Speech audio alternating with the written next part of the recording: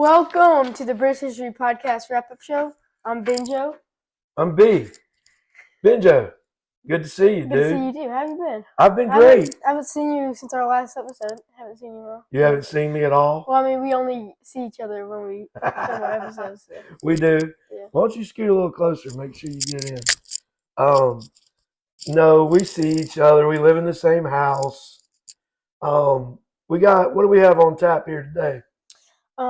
Season 1, episode 21, The Dim Ages, Part 1. The Dim Ages, Part 1. This is our first Part 1 series. Yeah, there'll be a Part 2, The Dim Ages. I mean, is this our first part series? This is our first, I think so. First part episode. I think that's right. We're coming off a huge episode where we had a special guest for the first time. Yeah. Boy, that was great to see Whit Smith as our special guest. We'll have to have him on again sometime. I got a little whack there. Yeah, you had a laughing fit. We had to splice some things together because you got goofy. But that was great. Do you think we'll ever get your oldest brother as a special guest? Yeah, you might see him more in the summertime, maybe. You think? Yeah, you had to go back to Citadel. But Benjo, maybe we'll have some more special guests. We also, with that last episode, debuted this graphic that you made, you showed. This is really cool. Do you want to name all the people on the Mount Rushmore, which is an American monument? But I love that. I love it. We Britanized it by putting on the Britain flag. We did. But you got wait, no, I got it. You got crap. Well, you got King Arthur. You got William. I was gonna. You got William. This one's William the Conqueror. The one on the right. The far left. Yeah, or far. Yeah, left for y'all. Yeah. This one is. Is that King Arthur? Wait, is King Arthur? Is King Arthur the one that they don't know? Maybe fictional. Okay, well then no, that's not him. Who was the other guy? That's Alfred the Great. This is Alfred the Great. This is King Arthur. Sorry, I might be blocking it for y'all. That's King Arthur, and then and a very fictionalized version of Boudica. Yeah. With great hair, she's beautiful. Is she not? I mean, we don't know. We don't really have any descriptions. I don't know. Maybe we do have descriptions. We do of. I know of like Alfred and William the Conqueror, but obviously we don't have any pictures. You know, we have paintings. I think of William. Did Alfred ever sat for any? William the Conqueror kind of looks like Edgar Allan Poe. Yeah, you're right. But anyway, this is the Mount Rushmore of British leaders up to really where I am in the podcast, which is 1092. I have 2 new episodes to listen to. I'm really excited about that. I'm not driving as much to Hilton Head anymore. Yeah. So I just don't have that time to dedicate where I'm only in the car, but I'm really looking forward to walking. And when I do drive, listening to those. Mm-hmm. I've been sitting on this couch a lot lately playing this Bright Star, this musical I'm in the orchestra in. Wait, should we, like, if I snap my fingers, will we just, like, switch places? No, we're not doing okay. that. All right, anyway, Benjo, enough about us. Let's get to it. The Dim Ages, Part 1.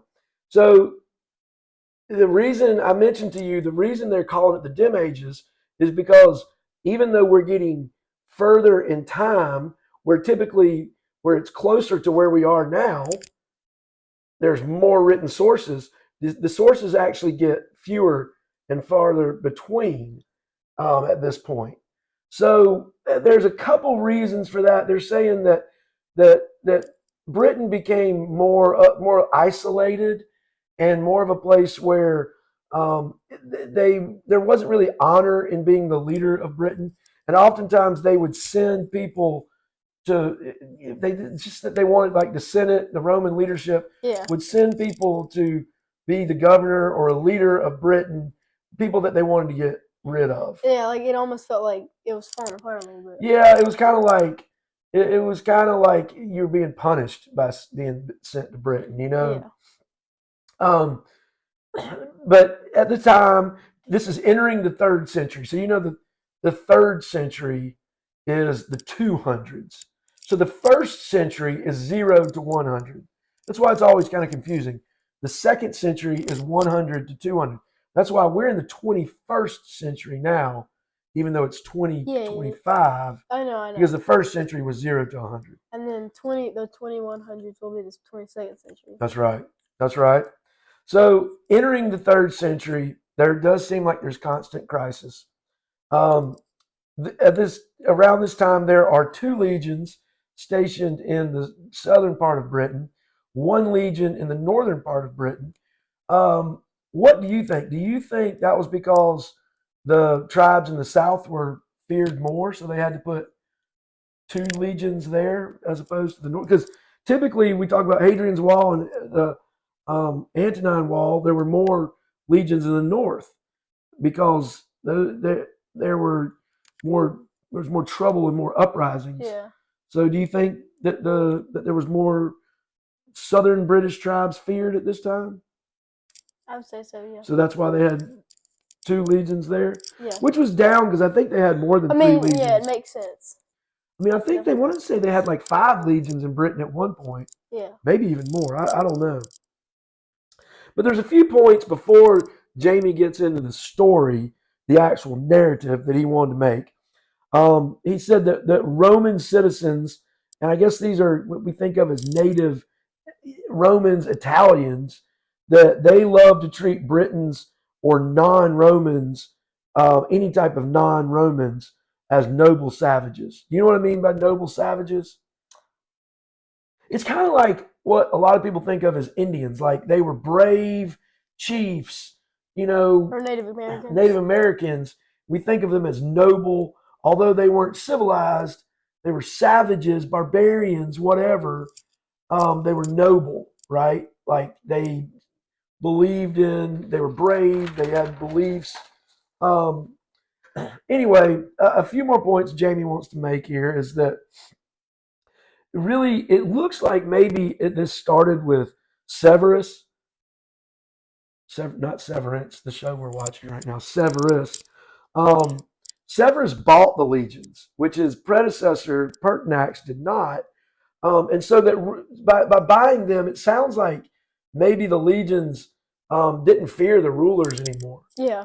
And there seems to be this shift from the powerful, rich aristocracy more towards the military elite, right? So the power was vested more in the military elite. And this is a bit of foreshadowing here. So we're talking about the early 200s, and this episode really goes all the way up to like 260. There's tons of Roman emperors that they go through, but this may be foreshadowing the ultimate end of the Western Roman Empire, which really doesn't fully come to a head for another, until about the year 400. Yeah.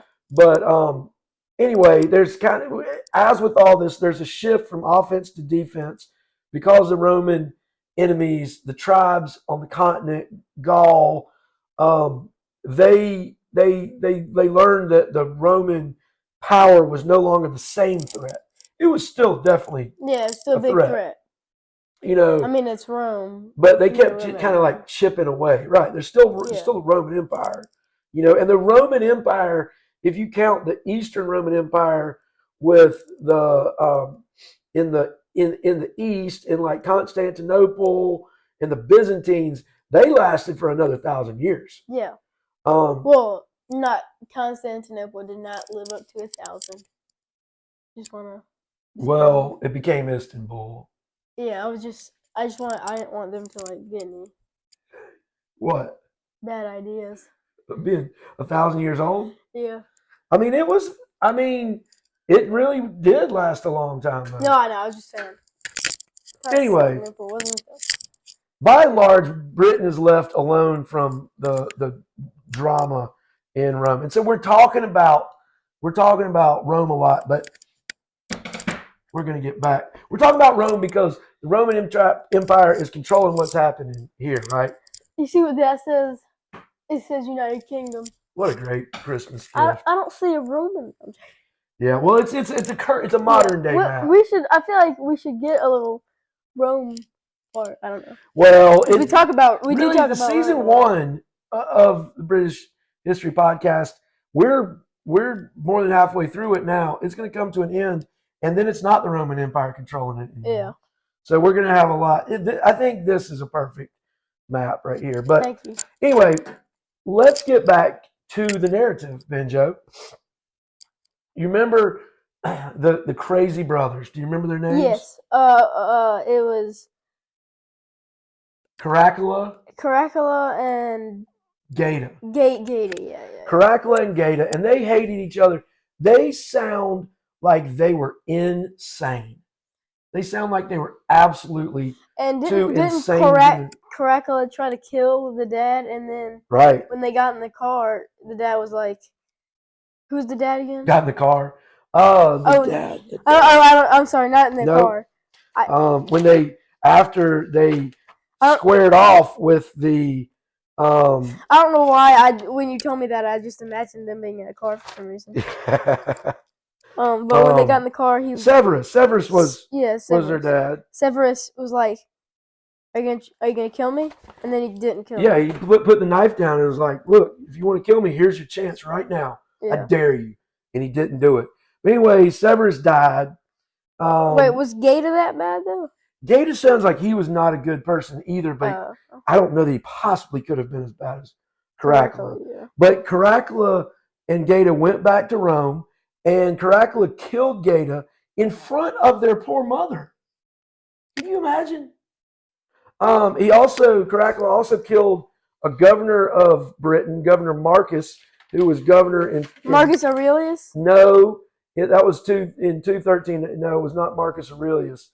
But the legions really had kind of been at this time, even though they weren't in fear of the emperors anymore, they were trying to pledge their loyalty until Caracalla was killed. And then Jamie didn't mention who killed Caracalla. I should look that up on Wikipedia. Then Caracalla's killer was killed, and then Caracalla's successor was killed. And so we get into, as I mentioned before, there's this between 217 and 251. There are, and I want to make sure I'm saying this right, 10 official emperors. Okay, only one of those 10 were not murdered. So 9 of those 10 were murdered emperors. But Jamie also says there's Who was the one that was? I don't know. Good question. It's a good question for Wikipedia. Jamie also says there's a 40-year period with 55 emperors declared. That's almost 1.25 emperors a year. Whoa! Look at you with the math. Yeah. That is impressive. But it has to be like just people that were like claiming to be emperors and not like officially crowned or throned or whatever, you know. But anyway, there's rebellions in all parts of the Roman Empire, but in large part, Britain was peaceful. It may not have been the most like economically stable place, but it was largely peaceful as compared to the rest of the Roman Empire. So we're going to skip ahead to 260, which we really don't skip ahead that much anymore, but it just sounds like, again, this is the dim ages, so there's not a ton of sources. Emperor Gallienus is dealing with invasions and revolts. Co-Emperor Valerian is imprisoned and will never get released. But the main part of the story seems to be a guy named Postumus. He's got a super long name, but all I wrote down was his last name. It's like there's like 3 or 4 other names before that, but Postumus, he rises to power. He's probably from a Germanic tribe down here on the continent, you know. Yeah. And he's promoted to Imperial Legate of Lower Germany, which sounds like a very important title.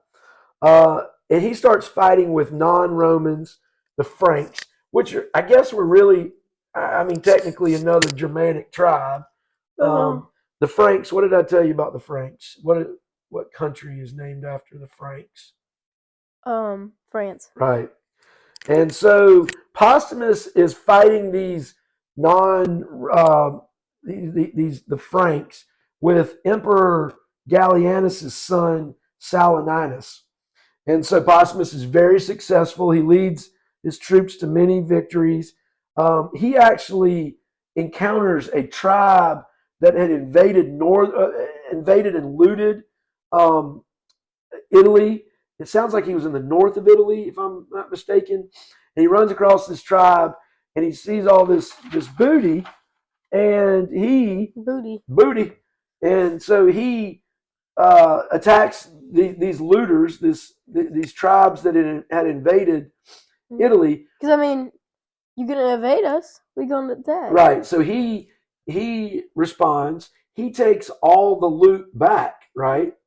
All the stuff that they had stolen, he takes it back. He takes charge. Well, he and his troops take it back. He does. No, He does take charge. You're right. Yeah. He takes it back, but these troops are in it for the money. Okay. Yeah. And so these troops expect. Wait, so they're getting paid? Oh yeah. Oh yeah. So I thought they were like forced to do it. Well, I think throughout there are some that are conscripted or drafted that are forced into it, but the rise, at least from an upper level officer standpoint, excuse me, seem to be well trained, more well-to-do military leaders. Now, the common soldier on the street, excuse me, bless you, thank you, may not be wealthy, but the leaders of the military were at this point. But anyway, these troops, when they see this... Wait, I'm sorry. It was just a random question. Sure. So, was everybody back then, besides like the women, was every man basically a soldier? Or I don't think necessarily. Were there other jobs? Yeah. If push came to shove, then maybe they would take everybody. Yeah. But there were merchants. Yeah, not everybody was a professional full-time soldier. What percent of men would you say? That's a good question. More than half? I don't know. I doubt it. I doubt it was. So you think people choose to do that? Yeah. I feel like that's a good question. I don't know. To do that back then because you're probably gonna die. Well, not necessarily.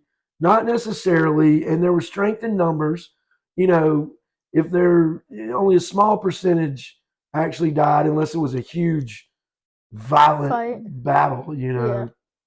But that's a good question. I like where you're thinking. But anyway, these troops, when they recovered loot, the people that had been raided, the troops expected to be rewarded with part of that loot, right? Part of the booty. Part of the stuff he stole back. Right. But before it could be dispersed to the troops, Saturninus, Governor Gallienus' son, declared that the treasure should be sent to his house. And this, obviously, do you think that was popular with the troops? Definitely not. No. So the troops rebelled. They declared Postumus emperor, killed Saturninus and his Praetorian prefect.